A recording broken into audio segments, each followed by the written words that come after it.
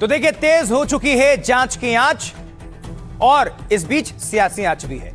चढ़ावा चोरी मामले में योगी की पुलिस ताबड़तोड़ एक्शन ले रही है और लेनी भी चाहिए। एक तरफ जेल में बंद आरोपियों से लगातार पूछताछ हो रही है, तो योगी की पुलिस ने अनुकल्प और लवकुश के घर पर छापेमारी की। आरोपियों के घर, छप्पर, भूसे के ढेर और रिश्तेदारों के यहां भी तलाशी हो रही है। चढ़ावा चोरी से जुड़े कई अहम दस्तावेज और सबूत भी बरामद किए गए हैं। अयोध्या में सैनिक सिक्योरिटी के सुपरवाइजर और कर्मचारी से पूछताछ हुई है। यही सैनिक कंपनी राम मंदिर को प्राइवेट कर्मचारी मुहैया कराती थी।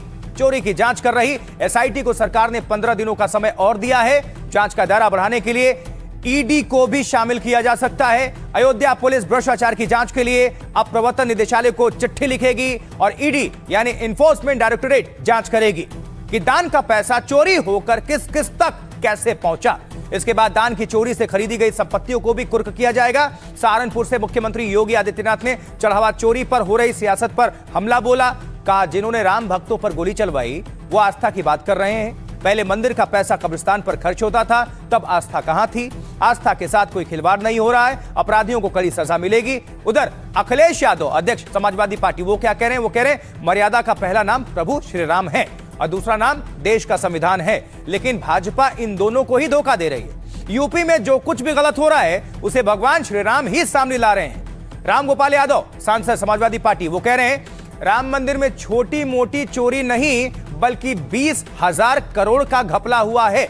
बड़े बड़े लोगों ने 50-50 किलो सोना, करोड़ों का हीरा दान में चढ़ाया था, उसका कोई हिसाब किताब नहीं है। उधर बाबा बागेश्वर पंडित धीरेन्द्र कृष्ण शास्त्री, वो कह रहे हैं कथावाचक, अभी सिर्फ छोटी मछलियां पकड़ी गई हैं। मैं चोरी के दोषियों को अच्छी तरह से जानता हूं। पर्ची खोलकर उन बड़े नामों का खुलासा करूंगा तो वो शायद मुझे निपटा देंगे। अरविंद केजरीवाल, संयोजक आम आदमी पार्टी, 2.5 साल में राम मंदिर क्यों नहीं गए? गृह मंत्री अमित शाह। और अब एक दिखावटी एसआईटी और फर्जी एफआईआर दर्ज की है। चंदा चोरों को दंड दिलवाना है तो सरकार बदलनी पड़ेगी। प्रतिभा शुक्ला, मंत्री उत्तर प्रदेश, वो कह रही हैं सच्चा राम भक्त कभी मंदिर के पैसों पर नजर नहीं डालता। जो मंदिर का धन लेता है वो महापाप का भागी बनता है और अगले जन्म में महापात्र और कुत्ता ही बनता है। राम मंदिर की जांच के बीच कैसे सियासी तूफान मचा है वो भी तो सुन लीजिए। आइए सुनते हैं जरा। प्रभु श्री राम इतने दयालु हैं, मर्यादा पुरुषोत्तम राम के बारे में पूरा देश दुनिया यही जानती है कि अगर सीसीटीवी बंद कर दें ये लोग और आंखें बंद कर लें कुछ देर के लिए तो अपने आप चढ़ावा वापस आ जाएगा। और ये बड़ा सवाल है। और यूं तो हम कहें कि मर्यादा का पहला नाम तो पहला भगवान प्रभु श्री राम है और दूसरा नाम मर्यादा का संविधान है। और भारतीय जनता पार्टी तो दोनों को दगा दे रही है। 11 जुलाई तो बताई है ट्रस्ट की मीटिंग, अभी साल नहीं बताया है। और उनके लिए खतरा तो ये कि दान या चंदा बंद न हो जाए। ये जाति के नाम पर बांटने वाले लोग आपको कमजोर कर रहे हैं। इनके बहकावे में आने की आवश्यकता नहीं। जो लोग जय श्री राम के कहने पर लाठी चलाते थे और राम मंदिर के लिए कार सेवा करने आए हुए राम भक्तों पर गोलियां चलाते थे, आज वे कहते हैं कि आस्था के साथ खिलवाड़ हो रहा है। ये आस्था के साथ खिलवाड़ नहीं, जो अपराधी होगा उसके खिलाफ कठोरतापूर्वक कार्रवाई होगी। लेकिन हिंदू आस्था के साथ किसी को खिलवाड़ करने के लिए छूट नहीं देंगे। मैं कांग्रेस और समाजवादी पार्टी के नेताओं से पूछना चाहता हूं, यह आस्था तब कहां चली गई थी जब कांवड़ यात्रा को आप लोग रोकते थे, जब श्री कृष्ण जन्माष्टमी के आयोजन को आप प्रतिबंधित करते थे, जब दुर्गा पूजा के अवसर पर दुर्गा पूजा के पंडालों पर आप जबरन रोक लगाने का काम करते थे और मूर्ति नहीं रखने देते थे, विसर्जन नहीं होने देते थे, भक्तों पर लाठी चलाते थे, तब आस्था का ध्यान नहीं आया। जब मंदिरों के नवनिर्माण पर उनके सुंदरीकरण के लिए और कॉरिडोर के लिए पैसे को कब्रिस्तान की तरफ बेचते थे, तब आस्था का ध्यान नहीं आया। जो यहाँ गलत काम हो रहा है आज इस पवित्र नगरी में, जो आज यहाँ पर भ्रष्टाचार चोरी हो रहा है, निश्चित तौर से ऐसे चोरों को यहाँ से भगाना चाहिए। जो लोगों ने आज भगवान राम की मर्यादा पुरुषोत्तम भगवान की नगरी में आके चोरी कर रहे हैं, यहाँ लूट कर रहे हैं, ऐसे लोगों पर तत्काल कार्रवाई होनी चाहिए। ऐसे इनको लोगों को जेल भेजना चाहिए। अब जब कानून अपना काम कर रहा है, राम मंदिर का प्रशासन अपनी इस दृष्टि से काम कर रहा है, दूध का दूध पानी का पानी हो रहा है। तो आप उसमें भी जो है अपनी राजनीतिक जो है वो बकैती करने में लगे हुए हैं। देखिए, राम मंदिर में चढ़ावा चोरी पर घमासान तो है, विपक्ष सवाल उठा ही रहा है और बड़े बड़े पदाधिकारियों तक इसकी आंच और जांच पहुंची गई है। चंपत राय के बाद अब मंदिर ट्रस्ट के सदस्य अनिल मिश्रा हैं, उन पर सवाल और शिकंजा कसने लगा है। तो आइए थोड़ा सा डिटेल आप सभी तक पहुंचा देते हैं अनिल मिश्रा से जुड़ी हुई कि आखिर अनिल मिश्रा का बैकग्राउंड क्या है और ये कौन है, और सबसे बड़ी बात कि क्यों उन पर शिकंजा कसता जा रहा है, वो भी जरा जानना बहुत जरूरी है। आइए जरा विस्तार से अब नजर डालते हैं। इनकी मुश्किलें बढ़ गई हैं। चंपत राय के बाद अनिल मिश्रा पर शिकंजा कसता जा रहा है। अनिल मिश्रा राम मंदिर ट्रस्ट के शुरू से ही सदस्य थे। राम मंदिर की प्राण प्रतिष्ठा के वक्त वही मुख्य यजमान थे।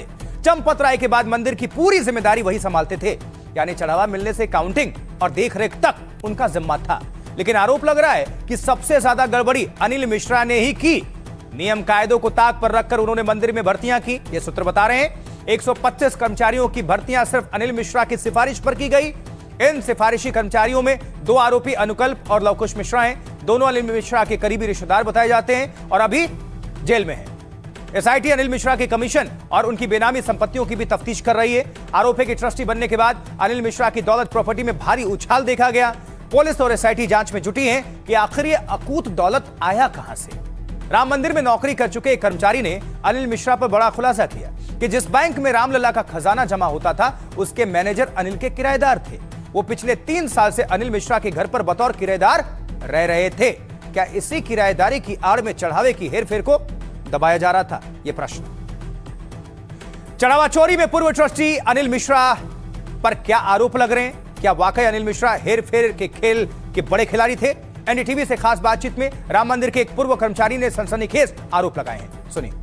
ने कब ज्वाइन किया था राम मंदिर और किस तरह की नौकरी आप करते थे? हम वहाँ पे जब प्राण प्रतिष्ठा हुई थी सन 2022 में, सन 2022 तारीख और 22 तो हम 27 तारीख से ज्वाइन किए थे, 27-28 से जो भी था। लेकिन डॉक्टर अनिल मिश्रा और गोपाल राव इन्हीं दोनों मेन सरगना हैं।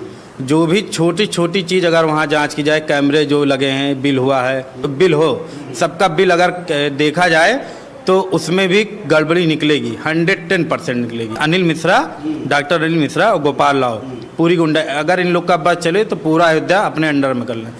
ये सोचते क्या गुंडाई करते? ये गुंडाई ये करते हैं कि जैसे मान लीजिए हनुमानगढ़ी है, ये चाह जाए तो अगर इनका बस नहीं चल रहा वरना हनुमानगढ़ी भी अपने अंडर में कर लें। ट्रस्ट में है, जो भी ट्रस्ट का कार्ड पहन के टहलते हैं वो सब उन्हीं संबंधी हैं, डॉक्टर अनिल मिश्रा या गोपाल राव। और हमें लगता है चंपत जी तो हम नहीं कह सकते, चंपत जी 2-3 बार जब तक हम काम किए 2-3 बार आए हैं, तब से हमको नहीं देखे। बट छोटी छोटी चीज़ों पे हस्तक्षेप सबसे ज़्यादा गोपाल राव और अनिल मिश्रा को होता है। ये छोटी कंपनियों इसलिए लाते हैं क्योंकि इनको कमीशन होता है, बड़ी कंपनियों को काम क्यों नहीं देने। लॉकर वाला हो गया या जैसे SIS वाले तो मान लीजिए ठीक है, उनसे इनकी नहीं चलती है, वो तो डायरेक्ट सुनने में आता मोदी जी वाला मामला है, इसलिए इनको वहाँ नहीं चलती है, वरना वहाँ भी लेकिन गुंडाई पूरी करते हैं लोग। तो मंदिर परिसर में जितने लोग रखे गए हैं वो सब अनिल मिश्रा और गोपाल राव की सिफारिश? हाँ, जो भी इनके संबंधी हैं, जो अच्छे पद पे हैं, सब इन्हीं संबंधी।